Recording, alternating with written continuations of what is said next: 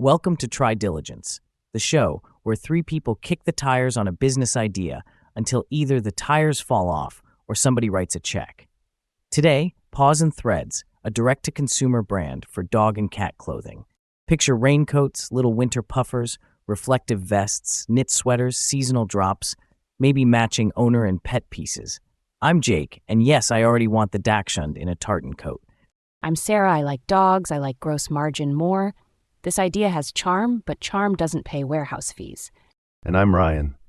My first thought is that every dog is shaped like a different household object, and cats are tiny lawyers with claws. That's exactly why the brand can win. Pet owners want something that feels designed, not bargain bin. The emotional hook is strong. The wallet is strong too, at least broadly. A PPA puts United States pet spending at $158 billion in 2025, projected to hit $165 billion in 2026. But apparel is a tiny slice. Grandview Research pegs the global pet clothing market at $2.75 billion by 2030, growing 4.1% a year. That isn't a giant market by itself. Tiny slice of a giant pie is still pie. And this is the cute part of the pie. People share the cute part. Sure, but the cute part also gets returned when the French bulldog looks like a stuffed sausage and refuses to walk.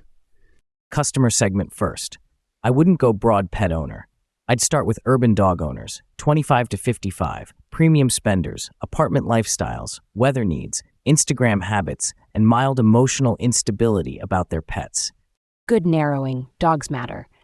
Grandview says dogs are 65.9% of pet clothing revenue. Cats are the trap here. The RSPCA basically says avoid dressing cats up because most won't tolerate it. Technically, I'd make cats accessories, warming pieces for Sphinx cats, and post-surgery garments, not Halloween runway. Fine, cats get a dignity clause, but a cat bandana line can still exist, especially if it's breakaway safe and marketed as accessories, not costumes. The serviceable market is probably premium dog apparel in the United States. If we assume the United States is maybe a third of that global category, this could be a several $100 million market now, maybe around $1 billion by 2030. Nice, not infinite. The value proposition is design plus fit plus function, not just adorable. A jacket that actually keeps a city dog dry, fits oddly shaped breeds, and looks like something a human with taste would buy. That matters because you can't win on price. Chewy has scale, $12.6 billion in fiscal 2025 sales, 21.3 million active customers, and cheap Frisco raincoats around $16. Target is worse for price pressure. Boots and Barkley hoodies around $10, bandanas around $5. That's impulse cart territory. Paws and Threads needs to be premium or it gets flattened. Exactly. Roughwear owns outdoor performance at $60 to $100. Canada Pooch proves premium functional fashion with waterproof puffers around $107 to $134. There's room between Trail Dog and Bargain Dog. Spark Paws is the direct competitor on matching outfits. Dog hoodies around $32, human matching hoodies around $70. The owner and pet hook is proven, not unique. Proven isn't bad. It means customers understand it. The twist could be city weather, better fit by breed shape, and tasteful seasonal drops that don't look like a toddler birthday party exploded. For channels, launch on Shopify, no custom commerce build. Shopify, ShopPay, Klaviyo, Gorgeous, Loop Returns, a third-party logistics partner like ShipBob, or a better niche provider. Buy the plumbing. I like buying plumbing. Founders love building plumbing because it feels productive. Then wake up 6 months later with a very elegant checkout and no customers. Customer acquisition is TikTok, Instagram, creator gifting, and breed communities. You don't advertise to dog owners. You advertise to corgi owners in rainy cities and people who say their dog has a fall wardrobe. Breed communities are useful data too.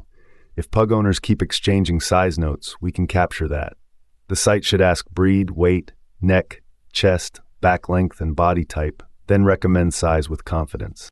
Paid social economics have to be brutalized early. If customer acquisition cost is $35 and first order contribution after shipping and returns is $22, you're buying applause at a loss. Then the first product has to be shareable and repeatable. A $75 average order with a jacket and bandana bundle plus a post-purchase referral credit.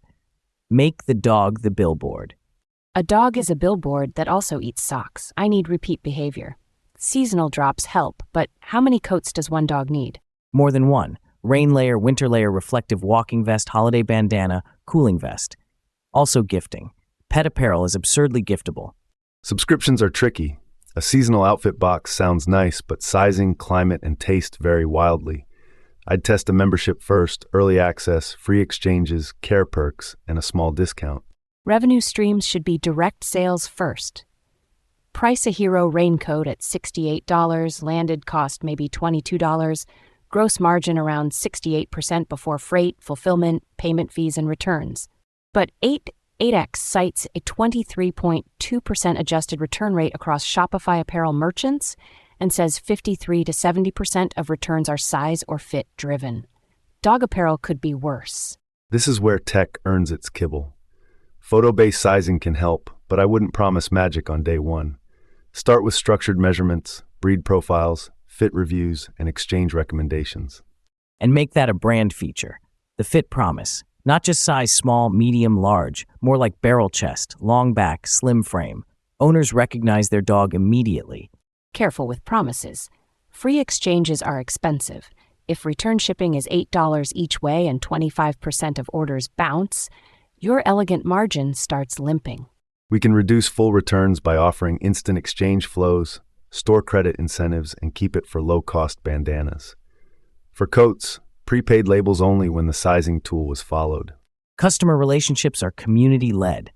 Feature customer dogs by breed, city, and product. Let people upload fit photos. Make every product page feel like a tiny dog park with better lighting. Community is useful if it lowers acquisition cost or raises conversion. I'd track referral rate, repeat purchase rate, exchange rate by product, and contribution margin by cohort. Data models should be clean from the start. Customer, pet profile, measurements, breed, purchase, return reason, exchange outcome. That becomes the recommendation engine later. Key resources are brand, design, fit data, and a small product team that understands textiles. The brand has to feel like fashion, but the product has to survive mud, sidewalks, and suspicious puddles. Capital is a resource, too. Inventory will eat cash. If you launch 12 styles across 5 sizes and 4 colors, congratulations, you made 240 variants and a spreadsheet that hates you. I'd launch with 3 hero products: raincoat, fleece, reflective vest. Add bandanas because they're low fit risk and easy upsells. Keep colors tight. Measure everything. That hurts my seasonal collection dreams, but yes, a tight drop can still feel curated. Call it a city walk system, not 3 random products. Key activities aren't just designing cute stuff. They're fit testing, supplier management, demand forecasting, creative production, performance marketing, returns operations, and cash discipline. Also quality assurance: zippers, snaps, reflective trim, waterproof seams, wash tests. A failed dog coat becomes a wet dog, and a 1-star review with cinematic detail. Key partnerships start with manufacturers that can handle technical fabrics and small batch production. Maybe China or Vietnam for scale, Mexico for faster replenishment if margins allow. Minimum order quantities matter. If a factory requires 500 units per color per size, a young brand can drown in adorable dead stock.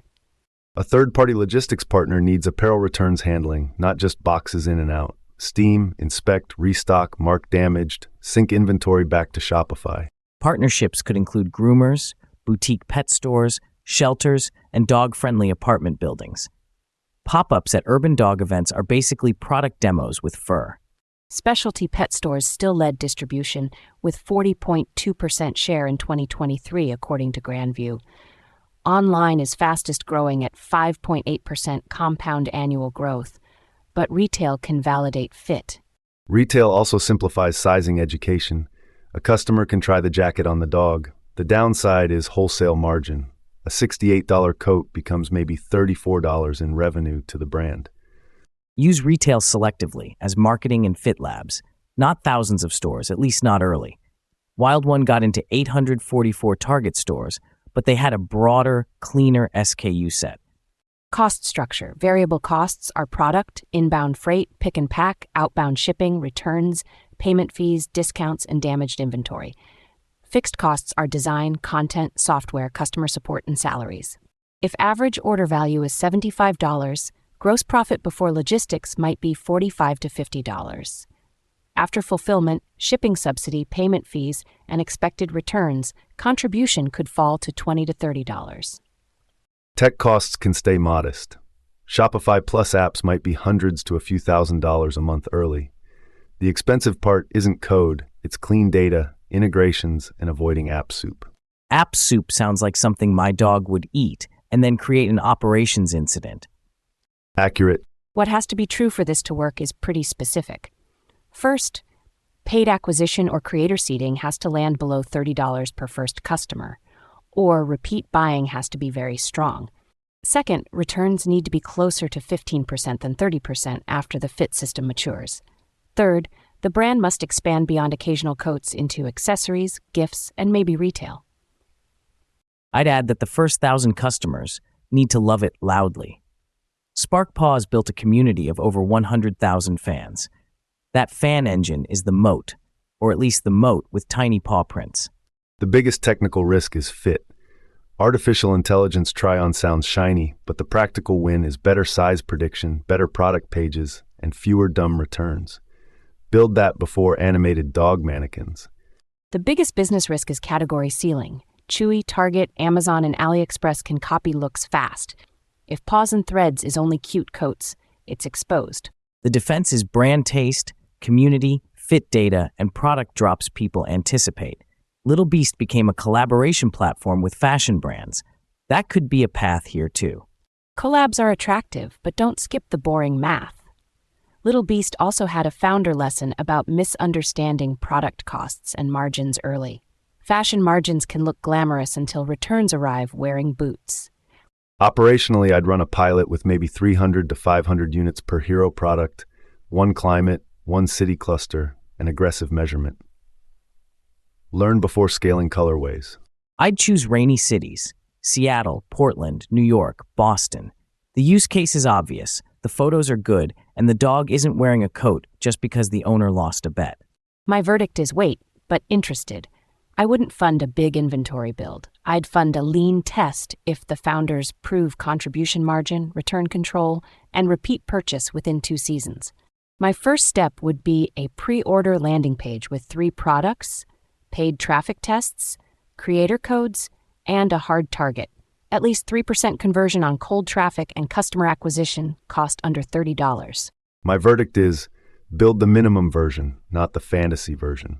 Shopify, tight SKU count, measurement-based sizing, returns analytics, and no custom machine learning until the data earns it.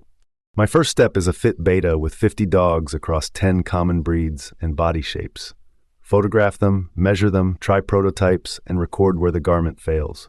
My verdict is invest small and move fast. The idea has a real emotional engine, real premium comps, and a social loop, but the brand has to start narrow: dog first, function first, cute second. My first step is to launch the Rainy Day collection with a breed-specific fit campaign. Make customers feel seen, make their dogs look great, and make Sarah slightly less suspicious. Slightly. Don't put that in the pitch deck as committed capital. Put it under soft signals. That's Paws and Threads. Not a no, not an easy yes, but a business with a shot if it respects fit, cash, and the fact that cats have attorneys. Thanks for listening to Try Diligence.